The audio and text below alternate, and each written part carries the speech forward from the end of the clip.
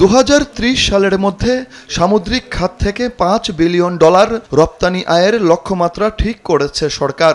সে লক্ষ্যেই বৃহস্পতিবার সকালে রাজধানীর বঙ্গবন্ধু আন্তর্জাতিক সম্মেলন কেন্দ্রে প্রথমবারের মতো আয়োজন করা হয় বাংলাদেশ আন্তর্জাতিক aquaculture and sea food show. প্রধান অতিথি হিসেবে যোগ দেন প্রধানমন্ত্রী শেখ হাসিনা।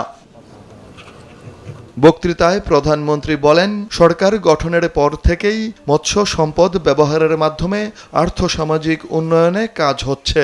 আমাদের টেকসই, স্বাস্থ্যসম্মত, পরিবেশ বান্ধব মৎস্য সম্পদ আহরণ, সংরক্ষণ এবং মৎস্য চাষ সম্প্রসারণের লক্ষ্যে বাস্তবসম্মত নীতি ও কার্যকর উদ্যোগ গ্রহণ ও বাস্তবায়ন আমরা করছি।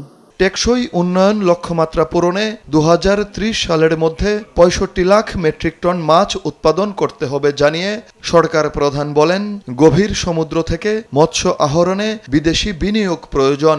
আমাদের মৎস্য ব্যবসায়ীদের অনেক চেষ্টা করেও সেই লং লাইনার মৎস্য আহরণ করার যে ব্যবস্থা, সেটাতে কেউ আসতেই চায় না।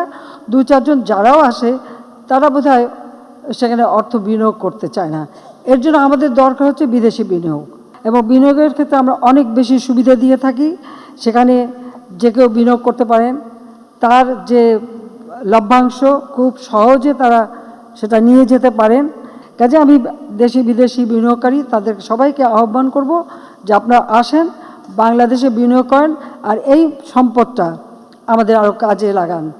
গভীর সমুদ্র থেকে শুধু খনিজই নয়, মৎস্য আহরণের মাধ্যমে রপ্তানি আয় বাড়াতে হবে বলেন প্রধানমন্ত্রী। এই সমুদ্র সম্পদে আমাদের খনিজ সম্পদ, তেল, গ্যাস এগুলি যেমন আহরণ করতে হবে, তার মাঝেও আমাদের যেমন গভীর সমুদ্র থেকে মৎস্য আহরণ, তাছাড়া সি উইড, সেটাও অত্যন্ত একটা গুরুত্বপূর্ণ কাজে। এই সমুদ্র সম্পদ বহুমুখী ব্যবহার করে আমাদের অর্থনীতি, ব্লু ইকোনমি, এটাকে আমরা আরও সমৃদ্ধশালী করতে পারবো। সমুদ্র সীমা ঠিক রেখে মিরেরসরাই থেকে কক্সবাজারের টেকনাফ পর্যন্ত মেরিন ড্রাইভ করার কথাও জানান প্রধানমন্ত্রী শেখ হাসিনা। আমরা টেকনাফ পর্যন্ত এই মেরিন ড্রাইভ নিয়ে যাব। জয় যাদব, দেশ টিভি, ঢাকা।